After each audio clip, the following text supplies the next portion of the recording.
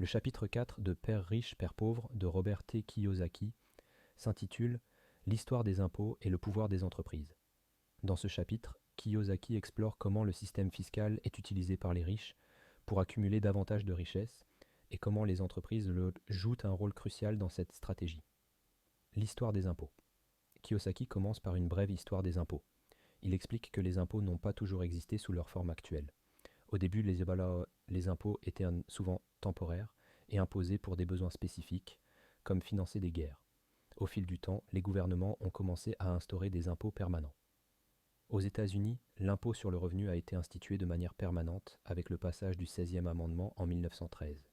Cet impôt visait initialement les riches, mais son champ d'application s'est progressivement étendu pour inclure une plus grande partie de la population. Les impôts et la classe moyenne. L'auteur souligne que la charge fiscale pèse principalement sur la classe moyenne et les pauvres. Il explique que les riches ont souvent des moyens d'éviter ou de minimiser leurs impôts grâce à des connaissances financières et des conseils avisés. Par exemple, les riches utilisent souvent des structures d'entreprise et des investissements pour protéger et accroître leurs richesses tout en minimisant leurs charges fiscales. Kiyosaki souligne que bien que les impôts aient été créés pour cibler les riches, ce sont finalement la classe moyenne et les pauvres qui portent la majeure partie de la charge fiscale. Cela s'explique par plusieurs raisons. L'expansion de la base imposable. Avec le temps, les gouvernements ont élargi la base imposable pour inclure une plus grande proportion de la population, notamment la classe moyenne. Manque d'éducation financière. La plupart des gens de la classe moyenne et des pauvres n'ont pas les connaissances ou les ressources pour utiliser les stratégies d'optimisation fiscale disponibles aux riches. Le pouvoir des entreprises. Kiyosaki introduit ensuite le concept du pouvoir des entreprises. Il explique que les entreprises offrent plusieurs avantages fiscaux et financiers. Par exemple, déduction fiscale, les entreprises peuvent déduire des dépenses comme les frais de déplacement, les divertissements et même certains investissements. Protection des actifs.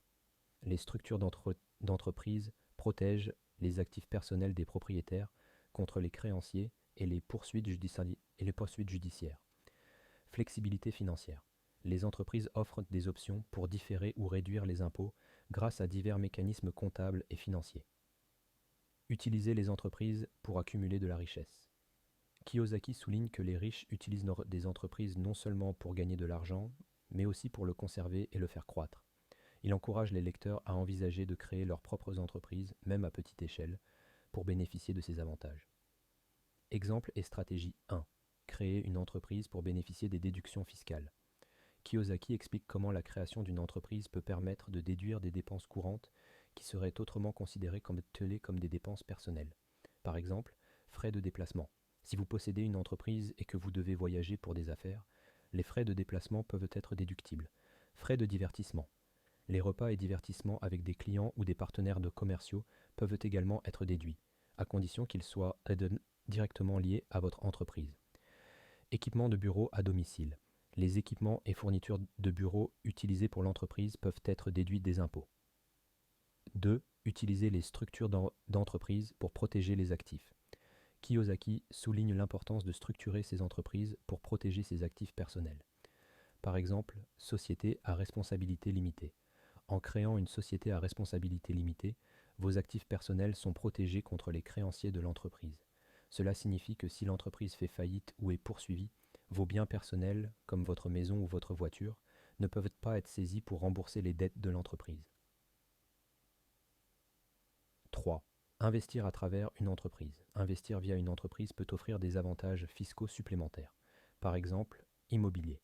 Acheter des propriétés via une entreprise permet de déduire les frais d'entretien, les intérêts hypothécaires et même l'amortissement de la propriété. Actions et autres investissements financiers. Investir dans des actions ou des fonds via une entreprise permet de bénéficier d'avantages fiscaux, comme la possibilité de reporter les gains en capital ou de compenser les pertes. 4. Différer les impôts. Les entreprises offrent des mécanismes pour différer les impôts, ce qui peut être avantageux pour la gestion de trésorerie. Par exemple, plan de retraite d'entreprise. Contribuer à un plan de retraite d'entreprise permet de différer les impôts sur les revenus investis jusqu'à la retraite. Programme d'intéressement.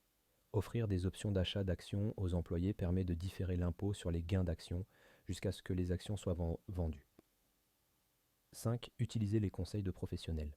Kiyosaki insiste sur l'importance de s'entourer de conseillers financiers compétents, comme des comptables et des avocats fiscalistes, pour maximiser les avantages fiscaux et structurer ses affaires de manière optimale.